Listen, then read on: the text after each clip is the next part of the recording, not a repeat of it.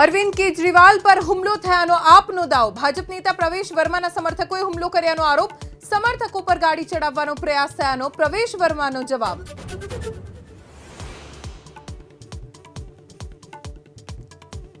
બિહારના પ્રવાસે કોંગ્રેસ સાંસદ રાહુલ ગાંધી પટનામાં લાલુ અને તેજસ્વી યાદવ સાથે કરી મુલાકાત. નીતિશ કુમાર પર પ્રહાર.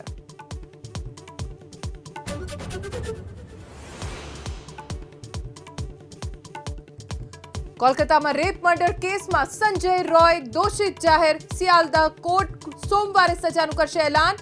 9 ઓગસ્ટ 2024 બની હતી ઘટના.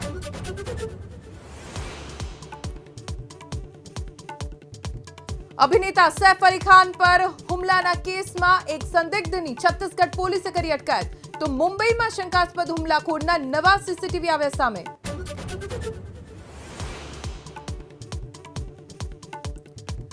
હવે જીપીએસસીની તમામ પ્રિલિમ પરીક્ષાનો અભ્યાસક્રમ રહેશે સરખો. પરીક્ષા વાઇઝ જુદી જુદી તૈયારીઓ કરવામાંથી મળશે મુક્તિ.